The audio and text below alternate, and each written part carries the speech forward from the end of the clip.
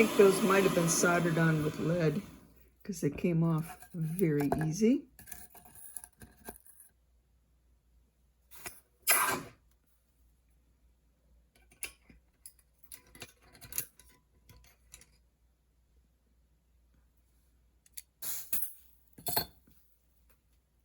That's going to be really pretty. The oxidation that was on it, because it was old, will always come off if I have to heat the piece. So can't save that old patina. I will have to go back in and at least oxidize the recessed areas in order to give it some definition in that area. So I'm going to pause this for a minute because this needs to sit in the Sparex for a little bit. So it's come out of the Sparex, and as you can see, all the old tarnish has left. And I'm going to be taking off all that old solder because we're not going to be putting anything on there. So I will grind that all off and then buff that area. We did find a nice little sterling mark on there. Since this is going to be a ring, that is cool. And it's big. Instead of it being perfectly flat, I'm going to try to curve this a little bit. So let's try this out and see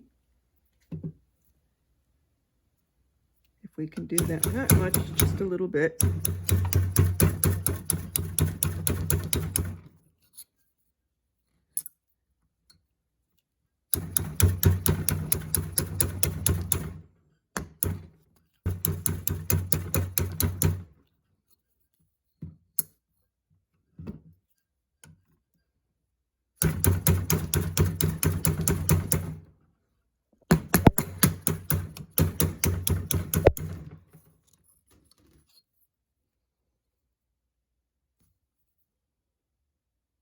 Okay, that is what I am going to do with this.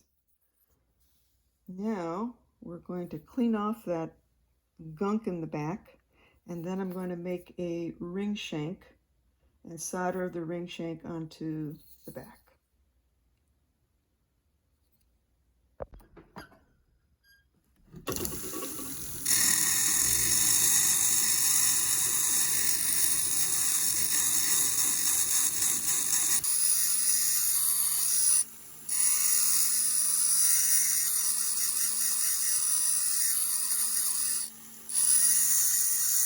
No, it was not lead solder, definitely silver solder. Probably used easy because it came off so quickly.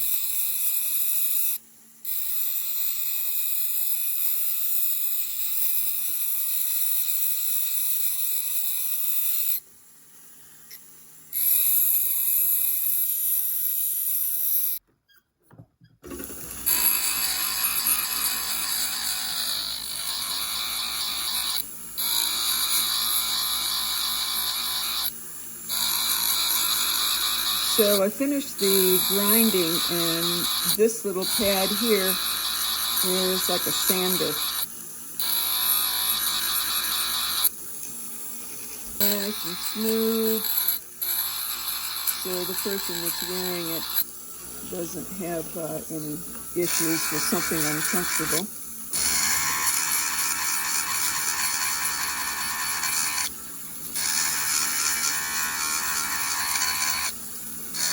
I use way too much solder. I know it's a belt buckle and somebody wants to be real sure that the peg isn't going to come off, but this was definitely an overload of solder. Not necessary at all. But I guess somebody's thinking better safe than sorry.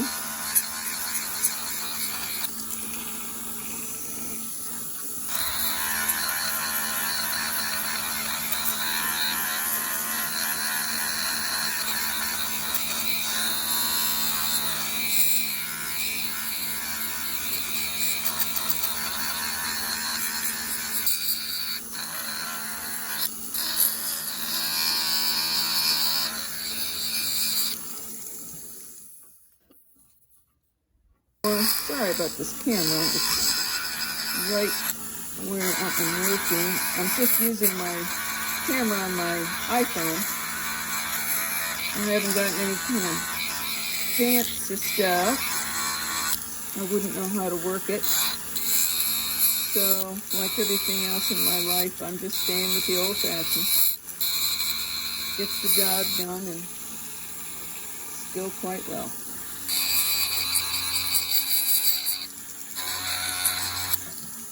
Okay, so I am going to sand that a little bit or texturize. I'm not sure which one. And then we will go ahead and make the band. It's a big honking ring, but I like it that way. And so does my customer. All right.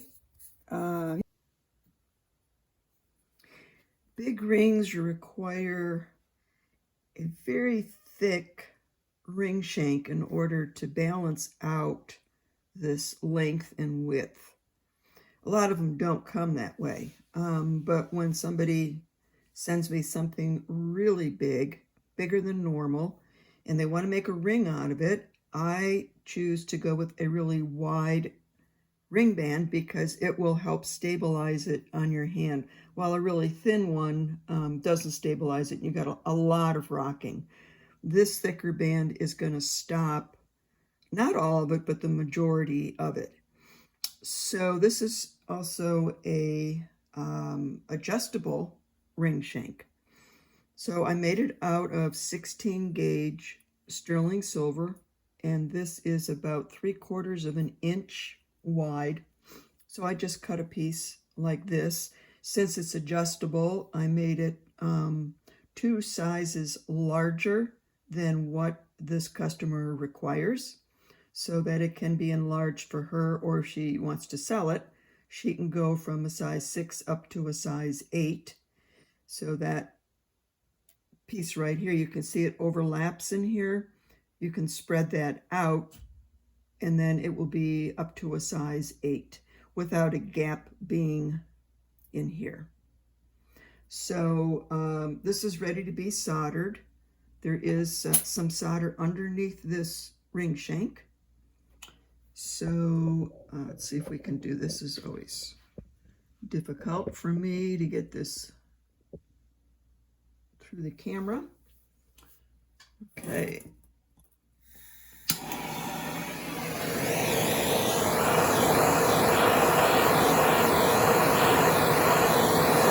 I can tell by watching the ring shank kind of move downwards towards the big plate, and then I know that the solder has flowed from the ring shank down into the plate. These charcoal blocks are like the best to use, because it just went. All right, because they reflect the heat back up. Ooh.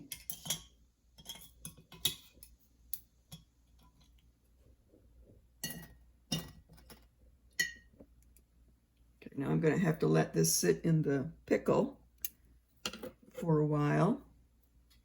We did lose his face because it was hollow. It was hollow this way, and the amount of heat that I've had to use on this to take off the belt buckle, put this in here, it collapsed down inside. But that's just the nature. This was a very thin stamping that had been put on the plate, so it just couldn't take the heat, because that ring shank is right on top of the little face. But everything else is just fine, and that's, we'll just have to call him the Faceless Chief. What can we do? Okay, so this is, that is a good tight bond. So now I'm going to go let's see, I think I'm going to give this a hammered finish. I think I'm going to do that. There's a lot going on up here, and that bright shiny ring shank probably won't look quite as good. So I'm going to put this on the mandrel, the ring mandrel, get out my hammer and give it a little hammering. So you can see here, this is the adjustable part. But then I have to go back in and clean all this back up. There's still a very little bit of solder here that was from the belt buckle. I'm going to try to get as much of that off as possible. Okay, next round.